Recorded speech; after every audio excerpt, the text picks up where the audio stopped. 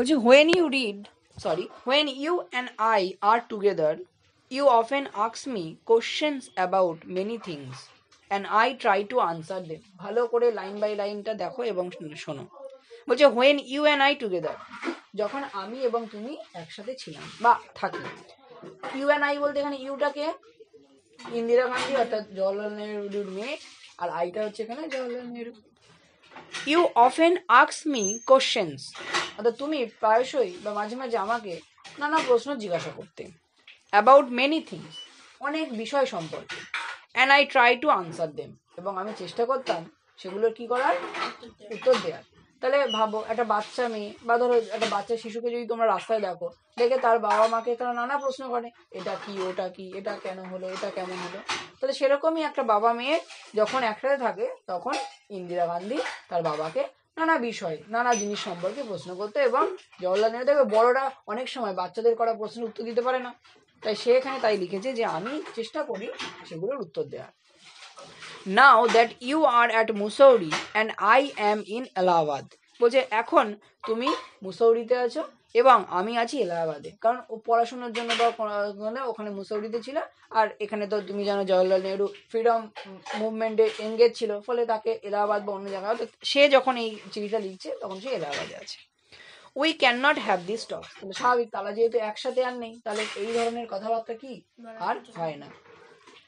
I am therefore going to write you from time to time short accounts of the story of our art. তাই বলছে I am therefore, সুতরাং আমি এবার থেকে going to write, লিখবো তোমাকে, to you from time to time, সময় অন্তর সময়, মানে সময় সময় আমি তোমাকে লিখবো, short accounts of the story of our art, আমাদের পৃথিবীর কিছু ঘটনার সংক্ষিপ্ত মানে ছোট ছোট বিবরণ আমি তোমায় এই বিভিন্ন চিঠির মাধ্যমে লিখবো।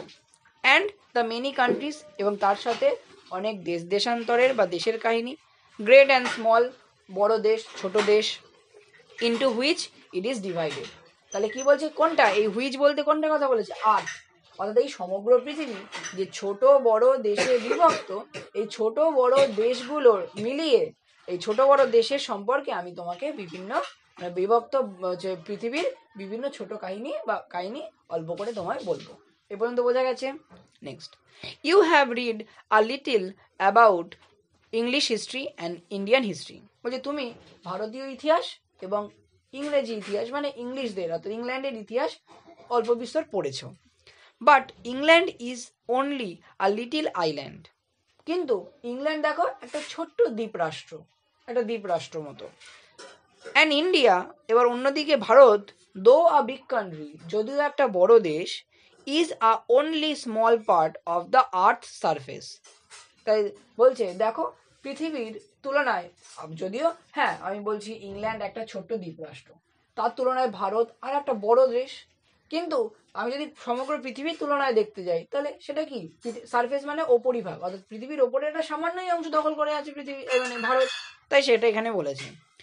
If we want to know something about the story of this world, বলছে যদি আমরা এই আমাদের গোটা বিশ্ব বা পৃথিবীর গল্প সম্পর্কে জানতে পারি, সামথিং অ্যাবাউট কিছু জানতে চাই, অফ আওয়ার্স আমাদের এই পৃথিবী, we must think of all the countries and all the peoples that have inhabited it, তাহলে বলছে আমাদের অবশ্যই এটাকে রিগার্ড মানে মনে করতে হবে বা ভাবতে হবে যে অল দ্য কান্ট্রিজ, সমগ্র দেশ, দেশের মানুষ, দেশ এবং সেই দেশের মানুষরা যারা কিনা ওখানে বাস করে, ইনহ্যাবিটেড মানে বাস করা, and not merely of the one little country where we may have been born. তাহলে অ্যাকচুয়ালি বলছে কি, বলছে যে সমগ্র পৃথিবীটাকে এমনভাবে দেখতে হবে যে আমি শুধু যে দেশে জন্মেছি আমি শুধু সেই দেশেরই নাগরিক বা সেই দেশের নিরিখে দেখবো সেটা নয়, সমগ্র দেশ এবং সেই সমগ্র দেশের মানুষকে আমাকে সমান চোখে দেখতে হবে, মানে সমগ্র পৃথিবীটাও যেমন আমার, এবং সমগ্র দেশে বা সমগ্র বিশ্বে বসবাস করা মানুষরাও যা, মানে আমি তাদের সমভাব, তাদের ব্রাদারহুড আমাদের মেনটেন করতে হবে বা বলে যাবে সেই নজর বা দৃষ্টিভঙ্গিতে দেখতে হবে। দেখো প্রথম প্যারা বুঝতে পারলে কিনা, কোনো জায়গায় অসুবিধা হলে এখনই বলো, তাহলে জাম করবো না।